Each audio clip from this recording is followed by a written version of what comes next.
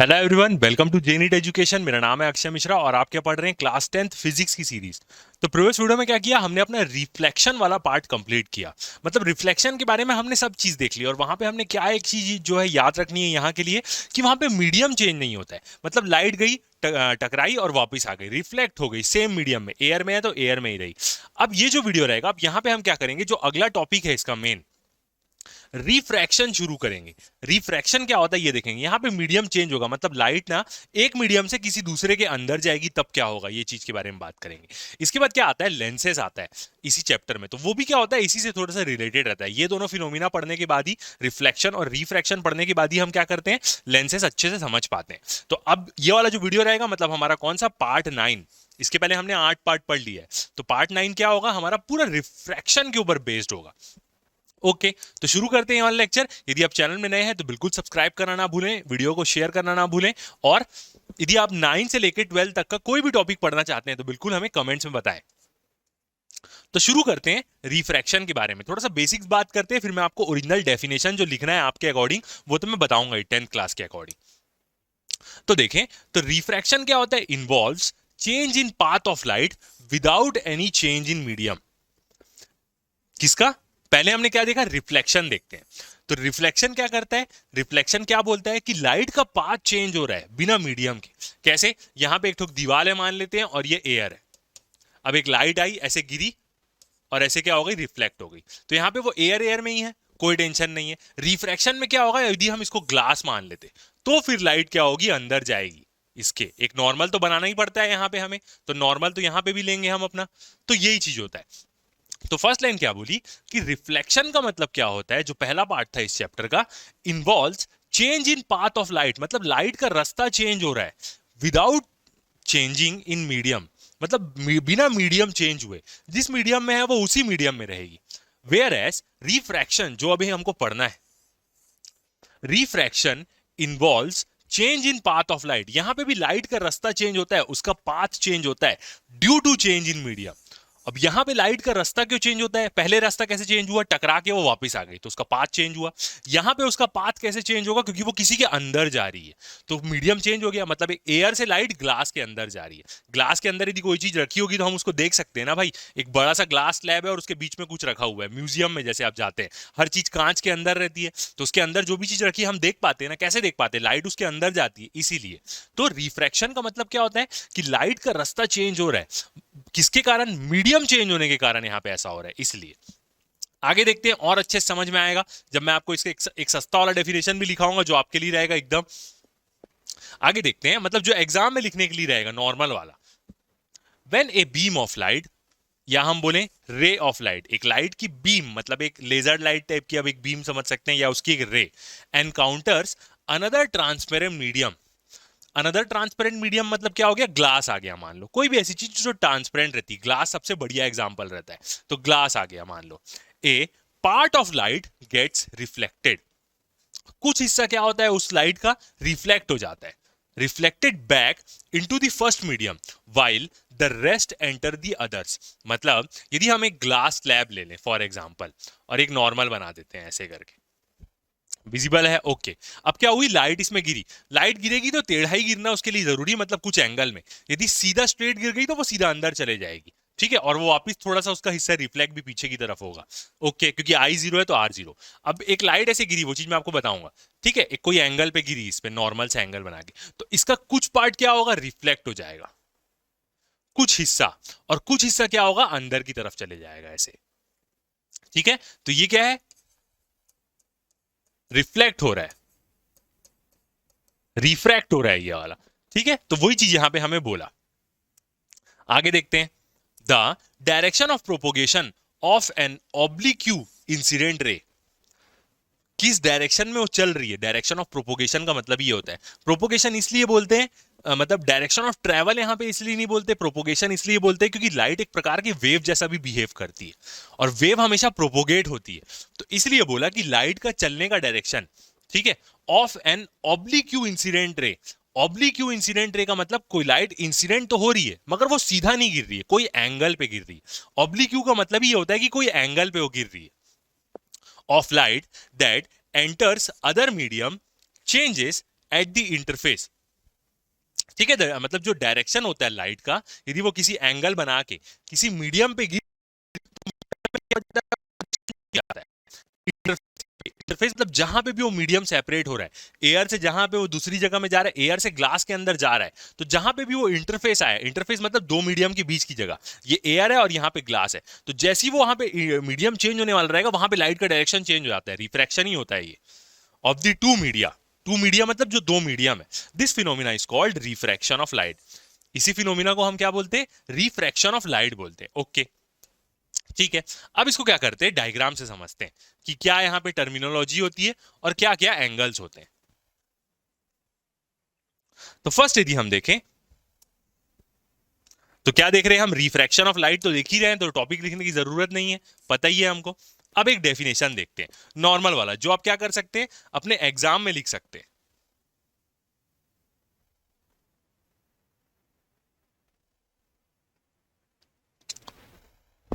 Okay, तो change in path of light, मतलब क्या हो रहा है यहां पे? लाइट का क्या हो रहा है? रास्ता चेंज हो रहा है। लाइट रे एज इट पासेस, कब? जब वो पास होगी from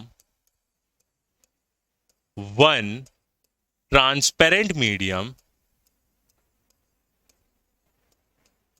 from one transparent medium, मतलब पहला वाला मीडियम हम क्या मान लेते हैं? एयर मान लेते हैं। लाइट का रास्ता चेंज हो रहा है जब वो एयर से ग्लास में जाएगी, तो वही हम यहाँ पे क्या बोलेंगे? The change in path of light ray when it travels from one transparent medium to another transparent medium is called reflection.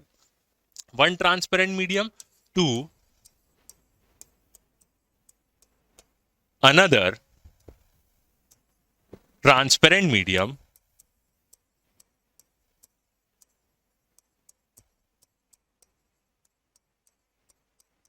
मतलब एयर से ग्लास में जा रही है, simple, is called refraction. Refraction of light.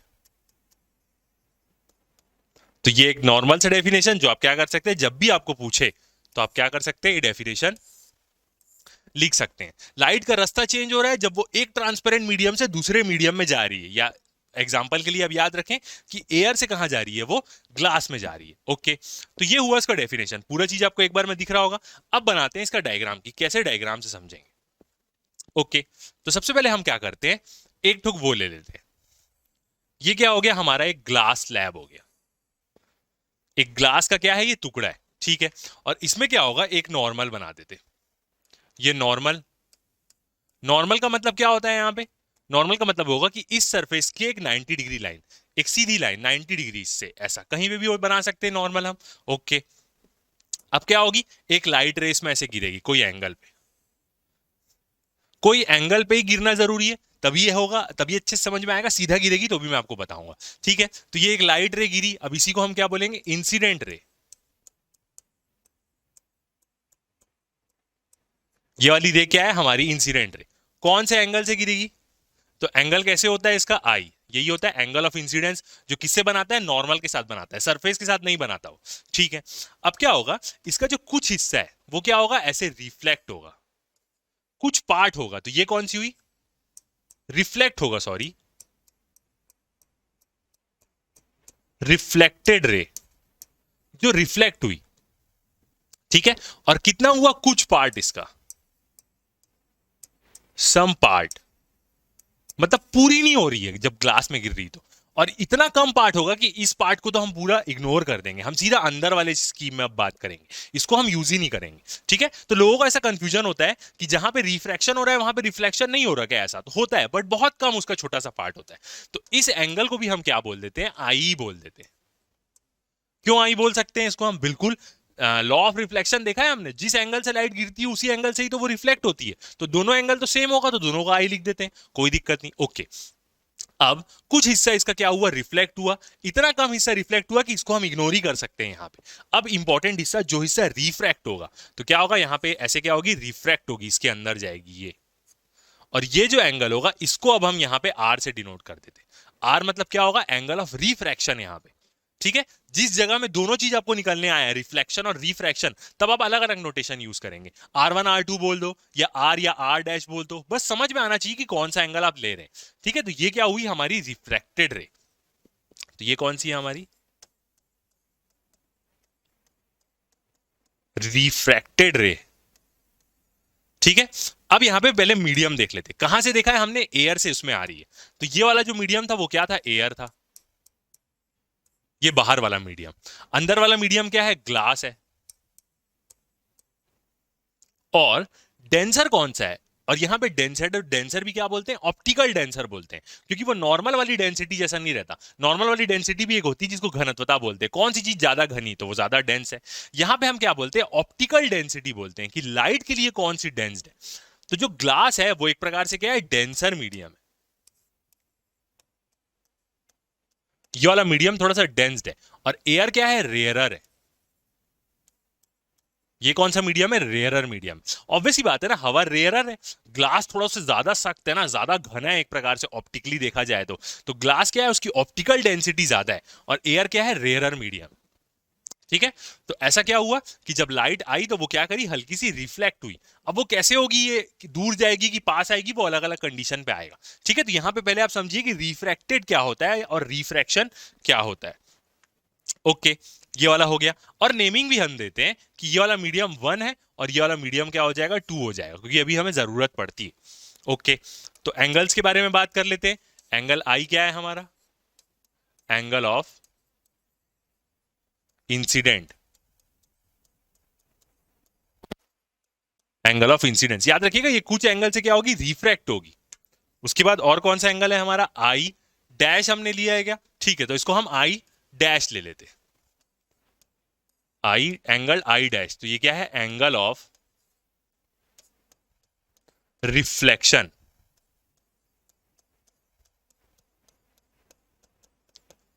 ठीक है, और आर अभी हमने क्या लिया, पहले तो हमने रिफ्लेक्शन लिया था, यहां पे हम आर किसको डिनोट कर रहे हैं, एंगल ऑफ रिफ्रैक्शन को।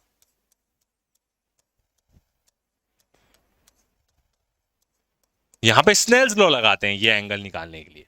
तो आर क्या है, एंगल ऑफ रिफ्रैक्शन यहां पे। ओके, ये चीज हुई, और कोई इंफॉर्मेशन, ठीक है। अब यहां पे हम एक और चीज क्या आती है कि ये जो तीनों चीज है, इंसिडेंट रे, रिफ्लेक्टेड रे और रिफ्रैक्टेड रे, ये तीनों क्या होती है, एक ही प्लेन में आती है। इसका मतलब ये होता है, यहां पे इसको बनाते हैं, कौन से कलर से लें, से ले लेते हैं ये। यहां पे यदि मैं एक प्लेन बनाऊं ऐसा,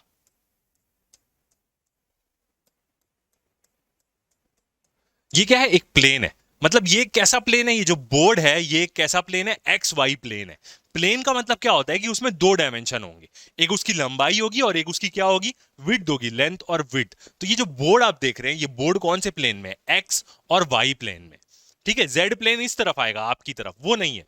तो जो इंसिडेंट रे होती है, रिफ्लेक्टेड रे होती है, और रिफ्रैक्टेड, रिफ्लेक्टेड और रिफ्रैक्टेड रे, और नॉर्मल, ये क्या है हमारा, नॉर्मल है, एन और एन नॉर्मल एक्सिस है, ये सब क्या रहेंगे, एक ही प्लेन में रहेंगे। तो यहां पे आप देख सकते हैं कि ये जो ये है, ये पूरे क्या है, सेम प्लेन में है। तो यहां पे आप कैसे बोलेंगे, इंसिडेंट रे, नॉर्मल और रिफ्रैक्टेड रे, तीनों क्या रहेंगे, सेम प्लेन में रहेंगे। कौन सा सेम प्लेन, जैसे आप देख सकते हैं ये क्या है, एक्स वाई में ही है।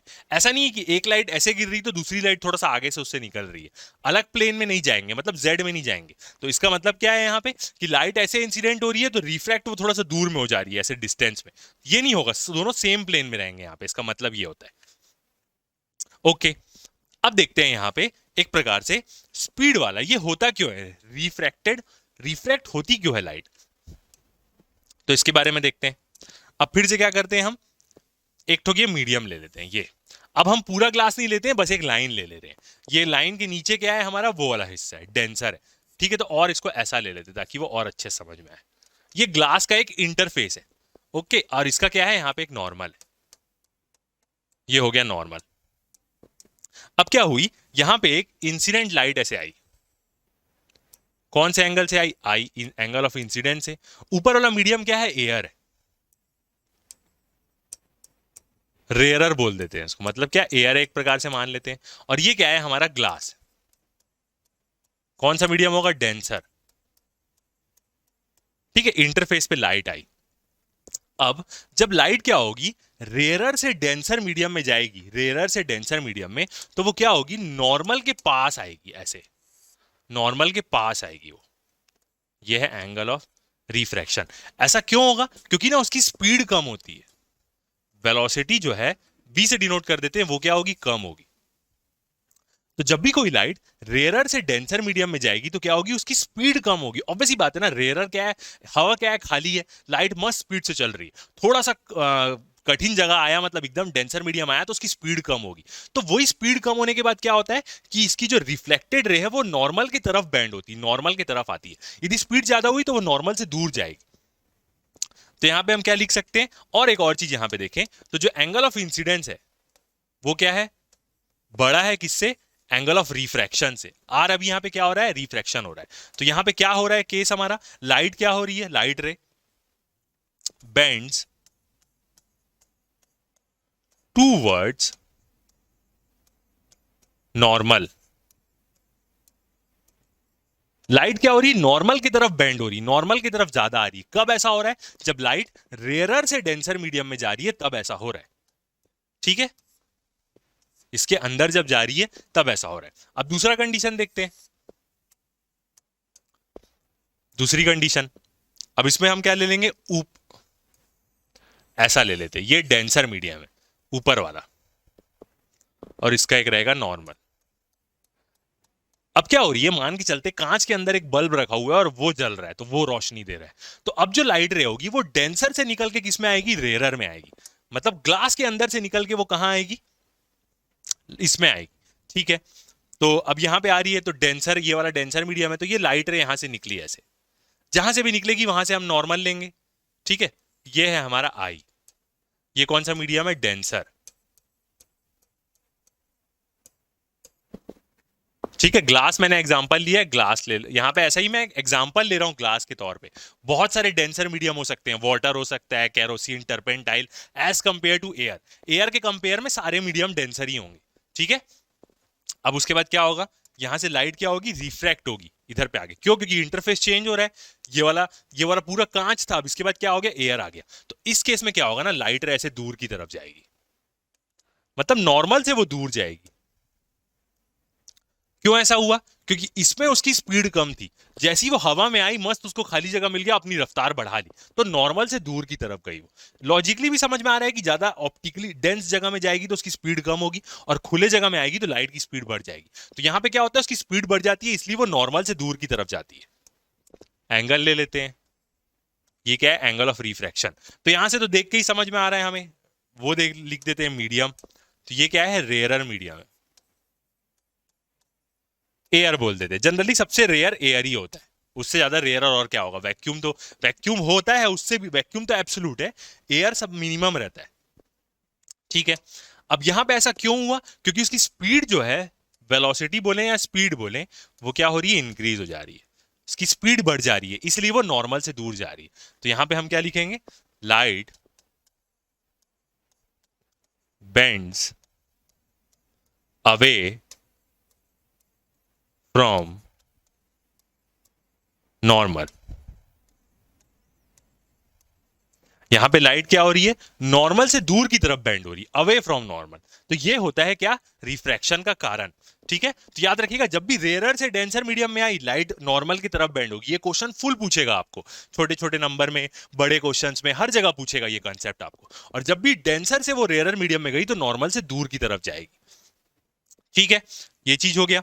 अब एग्जाम्पल देखें कुछ रिफ्रैक्शन का।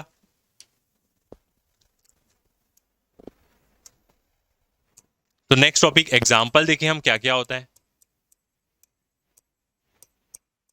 किसके? रिफ्रैक्शन के। अब रिफ्लेक्शन खत्म हो गया, अब मतलब रिफ्लेक्शन यूज करेंगे हम, उसको कंसेप्ट पढ़ लिए तो अब उस कंसेप्ट को यूज करेंगे हम। ठीक है, तो फर्स्ट वाला एग्जांपल देखते हैं। तो पहला एग्जांपल क्या होगा? Bottom of pool. अब स्विमिंग पूल देखें, उसका बॉटम, ठीक है, या हम टैंक बोले, या स्लैश हम बोल सकते हैं पॉन्ड। पॉन्ड मतलब तालाब,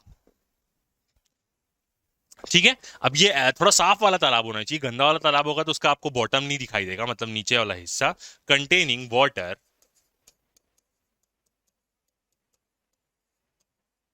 जिसमें क्या भरा हुआ है, पानी भरा हुआ है। Containing water appears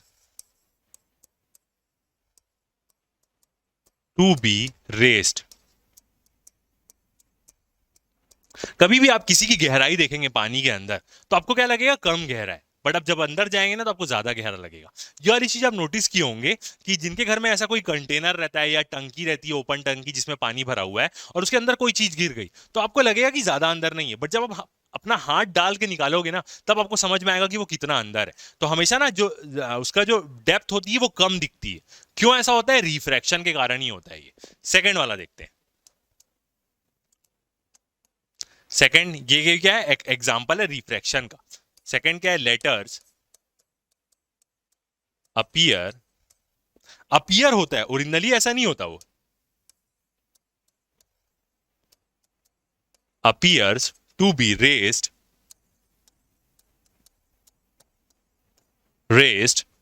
when view through glass use करते हैं यहां पे, ग्लास स्लैब। कोई भी अक्षर है उसके ऊपर आप एक ग्लास स्लैब रखे तो आपको देखना लेटर थोड़ा ऊपर दिखने लग जाएगा। अपीयर हो, ऐसा लगेगा कि लेटर थोड़ा ऊपर आने लग जा रहा है, दिखने लग जा रहा है। ये भी क्यों होता है, रिफ्रैक्शन के कारण ही होता है, क्योंकि जो लाइट रे आती है उसके अंदर से उसमें क्या होती है, इसकी स्पीड इंक्रीज हो जाती है। थर्ड, पेंसिल पार्शली इमर्स्ड होगी यहां पे, partially immersed in water, partially immersed in water, appears to be bent। कोई भी आप एक पेंसिल को ऐसे पानी में डुबाओ, आधा हिस्सा उसका ऊपर रखो, पार्शली इमर्स मतलब आधा ऊपर आधा नीचे, तो जब आप उसको स्लाइड में साइड से देखोगे ग्लास में तो वो हल्की सी बेंड दिखती है, स्ट्रेट नहीं दिखेगी, हल्का सा उसका नीचे वाला हिस्सा क्या दिखेगा, बेंड दिखेगा। तो ये भी किसके कारण होता है, रिफ्रैक्शन के कारण होता है। और फोर्थ वाला एक एग्जाम्पल क्या ले सकते हैं आप, यदि आप एक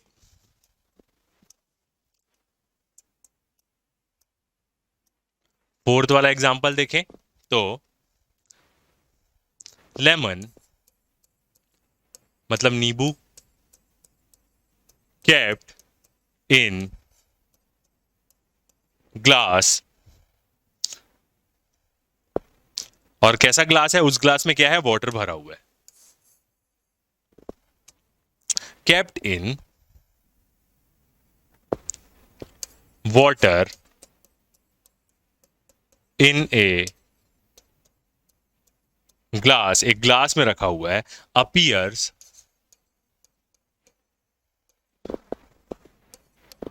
टू बी बिगर। एक नींबू है पानी के अंदर रखा हुआ है, तो जब आप वो पानी के अंदर ग्लास में रखा हुआ है उसको आप साइड से देखेंगे तो वो बड़ा दिखता है। क्यों ऐसा होता है, ये भी किसके कारण होता है, रिफ्लेक्शन के कारण ही होता है, रिफ्रैक्शन के कारण ही होता है। ठीक है, तो ये वाला टॉपिक हुआ। आगे देखते हैं। अब नेक्स्ट दूसरी वाली कंडीशन देखें, तो ये रिफ्लेक्शन के बारे में क्या था पूरा उसका चीज। आगे देखते हैं। नेक्स्ट टॉपिक आएगा हमारा क्या, लॉज ऑफ रिफ्रैक्शन। रिफ्रैक्शन की लॉ क्या होती है, लॉस ऑफ रिफ्लेक्शन क्या थी, जो हमने देखा है प्रीवियसली कि जो एंगल ऑफ इंसिडेंस है वो एंगल ऑफ रिफ्लेक्शन के बराबर होगा। इंसिडेंट रे, रिफ्लेक्टेड रे और नॉर्मल तीनों सेम प्लेन में हो गए। ये क्या था, angle of law of reflection का था। अब हम देखेंगे लॉ ऑफ रिफ्रैक्शन क्या होता है। ठीक है, तो फर्स्ट पॉइंट देखते हैं। The incident ray, refracted ray and the normal to the refracting surface, और इंटरफेस बोले दो मीडियम का इंटरफेस जहां पे वो दोनों मिल रहे हैं। At the point of incidence, at the point of incidence मतलब जिस पॉइंट पे लाइट गिर रही है, ऑल लाई इन ए सेम प्लेन। सब क्या होते हैं, सेम प्लेन में ही होते हैं। जैसे मैंने अभी आपको डायग्राम में दिखाया था, सारी चीजें किस में थी, एक्स वाई प्लेन में थी, तो ये वही चीज है। अगला देखें, ये स्नेल्स लॉ जो बहुत इंपॉर्टेंट है। The ratio of sine angle of the incidence, यदि जो एंगल ऑफ इंसिडेंस है उसका हम साइन लेंगे, मतलब sine i, to the sine angle of refraction, दोनों का रेशियो हम यहां पे बोल रहे हैं, मतलब साइन आई साइन आर, ये आर क्या है, एंगल ऑफ रिफ्रैक्शन है यहां पे, ठीक है। इस कांस्टेंट, वो क्या रहता है, हमेशा कांस्टेंट रहता है, एक उसकी वैल्यू आएगी, ज्यादा चेंज नहीं होगी वो। इसका मतलब यदि ये दोनों, ये वैल्यू चेंज होगी तो ये वैल्यू भी चेंज होगी, एंगल ऑफ इंसिडेंस चेंज हुआ तो एंगल ऑफ रिफ्रैक्शन भी चेंज होगा, मगर दोनों का रेशियो कांस्टेंट आएगा हमेशा। इसकी वैल्यू बढ़ी तो इसकी कम होगी, या इसकी बढ़ी तो इसकी कम होगी, दोनों अपने आप को ऐसा एडजस्ट करेंगे ताकि उन लोग दोनों का रेशियो हमेशा सेम आए, तो वो कांस्टेंट होता है। फॉर टू गिवन मीडिया, किसी दो मीडिया के बारे में हम बात करें, जैसे एयर और ग्लास ले लेते हैं फॉर एग्जांपल, या एयर ऑफ वाटर ले ले, कोई भी दो मीडिया के लिए, this constant denoted by mu B A, ऐसे इसको हम लिखते हैं म्यू बी और ए, इसको हम क्या बोलते हैं, reflective index, is called the relative refractive index. इसको हम क्या बोलते हैं, रिलेटिव रिफ्रैक्टिव इंडेक्स, या नॉर्मली रिफ्रैक्टिव इंडेक्स भी बोल देते हैं। अब जनरली हम ग्लास और एयर के बारे में बात करें, या एयर के साथ बात करें किसी भी चीज का, तो उसको हम एब्सोल्यूट बोल सकते हैं, मतलब रिफ्रैक्टिव इंडेक्स ही बोल सकते हैं। एयर के साथ यदि water air, glass air, air के साथ किसी भी मीडियम का बात करें तो उसको हम रिफ्रैक्टिव इंडेक्स या एब्सोल्यूट बोल सकते हैं।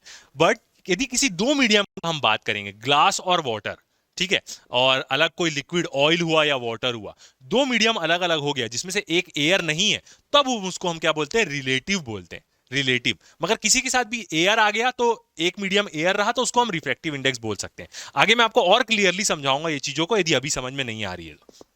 Of the medium B with respect to medium A, यहां पे ऐसा लिख रहा है तो हम हर जगह यहां पे लिखेंगे आगे जाके। जैसे हमें लिखना है कि कोई मीडियम 2 है और कोई मीडियम 1 है, तो मैं लिख रहा हूं रिफ्रैक्टिव इंडेक्स मतलब म्यू, मीडियम 2 का विद रिस्पेक्ट टू मीडियम 1, ऐसा। तो इसका मतलब क्या होगा कि म्यू 2 बाई म्यू 1 है वो, ठीक है। जो सब्सक्रिप्ट में लिखा हुआ है वो ऊपर आएगा, और जो जिसके रिस्पेक्ट में हो रहा है वो नीचे आएगा। जैसे यहां पे क्या लिखा हुआ है, mu B A, mu B A पढ़ेंगे इसको, इसको मैं क्या पढ़ूंगा, mu 2 1, refractive index of two with respect to one.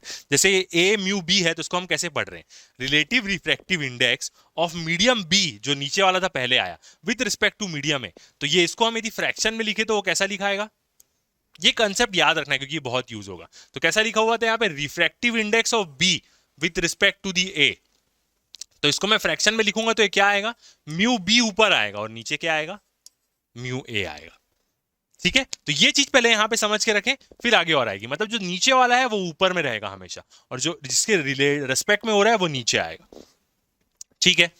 तो क्या होगा, यही होती स्नेल्स लॉ कि sine i by sine r equal to mu A by mu B. इसको जब हम क्वेश्चन बनाएंगे तो ऐसा नहीं लिखेंगे, इतने आसानी से लिखेंगे कि वो बहुत अच्छा होगा। जिस जगह में इंसिडेंट है वहां का रिफ्रैक्टिव इंडेक्स इंटू साइन आई, और अंदर वाला दो चीज, मतलब जहां पे अपना क्या हो रहा है, एंगल ऑफ रिफ्रैक्शन हो रहा है वहां पे, और उसका रिफ्रैक्टिव इंडेक्स म्यू 2, ऐसे करके लिखते हैं तो एकदम आसानी से क्वेश्चन बनता है। ये इतना, आप कभी कभी जब पहली बार इस फॉर्मूले को देखते हैं तो लोग कंफ्यूज होते हैं कि कैसे डालेंगे, तो एक एक तरफ का डालेंगे, और इसी को हम क्या बोलते हैं, स्नेल्स लॉ ऑफ रिफ्लेक्शन बोलते हैं। तो बिल्कुल कंफ्यूज होने की टेंशन नहीं है, जब हम इसका क्वेश्चन बनाएंगे तो इतना आसान होगा कि आपको ये फॉर्मूला भी याद नहीं रखना पड़ेगा, आप खुद ही वहां पे ऐसे लगा दोगे, उधर तरफ का इंसिडेंट लेके और उधर तरफ का म्यू 1 लेके, ठीक है। तो आगे बढ़ते हैं, तो ये हुआ क्या, लॉ ऑफ रिफ्रैक्शन के बारे में। अब नेक्स्ट टॉपिक आएगा हमारा क्या, रिफ्रैक्टिव इंडेक्स के बारे में। इसका एक क्या होता है, फॉर्मूला भी होता है, ठीक है। तो यही चीज को हम यदि यहां पे देखें सेम वो बना के, तो ये क्या है, एक हमारा इंटरफेस हो गया ऐसे, ये नॉर्मल हो गया, ठीक है। अब यहां पे लाइट गिर रही है ऐसे, ये एयर है, और ये मान लेते हैं वाटर हो गया। यहां पे लाइट गिरी, आई एंगल से एंगल ऑफ इंसिडेंस ऐसे रिफ्लेक्ट हो गई, वाटर में जा रही है तो नॉर्मल के अंदर तरफ आएगी, ये आर, ठीक है। इसका रिफ्रैक्टिव इंडेक्स म्यू 1 है, और इसका क्या है, म्यू 2 रिफ्रैक्टिव इंडेक्स। तो यहां पे स्नेल लॉ कैसे लगाएंगे हम, ऊपर तरफ के दोनों का, इसका रिफ्रैक्टिव इंडेक्स और इसका एंगल, तो mu 1 into sine i equal to नीचे वाले दोनों का, इसका एंगल और इसका रिफ्रैक्टिव इंडेक्स इंटू, एंगल पहले लिख लेते, किसी को भी पहले लिख सकते हैं, म्यू 2 इंटू साइन आर, ये ऐसा हो गया। अब यहां पे रेशियो लेते हैं हम, ठीक है। तो ये साइन आई को वैसे ही रख देते हैं, और इसके नीचे साइन आर को ले लेते हैं, तो वैसा ही वाला फॉर्मूला बन रहा है, ठीक है। इक्वल टू, यहां पे क्या होगा, म्यू 2 वही है, और म्यू1 इसके नीचे आ गया। तो ये हो गया। अब इसको हम क्या बोलेंगे, ऊपर वाले को पहला बोलेंगे refractive index of second medium with respect to the one. तो कैसे लिखेंगे, refractive index of the second medium with respect to the one. ये आ गया, ठीक है। तो ये दोनों का रिफ्रैक्टिव इंडेक्स हमें समझ में आया एयर के रेस्पेक्ट में। तो ऐसे ही हम क्या करेंगे, सारे क्वेश्चन में स्नेल्स लॉ लगाएंगे और आसानी से बनता है इसमें। ये वाला चीज को आपको ज्यादा टेंशन लेने की जरूरत ही नहीं पड़ती है। ये रेशियो आप अच्छे से याद रखेंगे तो आपको कोई दिक्कत नहीं होगी। बस ये आपको कहीं बोला 2-3 इंटरफेस आ गए तो इससे आपको ये बनाना आना चाहिए बस। फ्रैक्शन जो सबस्क्रिप्ट में रहेगा वो ऊपर आएगा, जिसका रिफ्रैक्टिव इंडेक्स है वो ऊपर रहेगा, और जिसके रेस्पेक्ट में है वो नीचे आएगा, ठीक है। तो ऐसे हम क्या करते हैं, अपनी स्नेल्स लॉ लगाते हैं। आगे बढ़े तो ये थी हमारी लॉ ऑफ रिफ्लेक्शन। इस वीडियो में इतना ही। नेक्स्ट वीडियो में हम किससे शुरू करेंगे, रिफ्रैक्टिव इंडेक्स से। इसका एक फॉर्मूला होता है स्पीड ऑफ लाइट, और उस मीडियम में लाइट की स्पीड क्या है उससे रिलेटेड। तो बने रहिए हमारे साथ। अभी तक के लिए इतना ही। Thank you.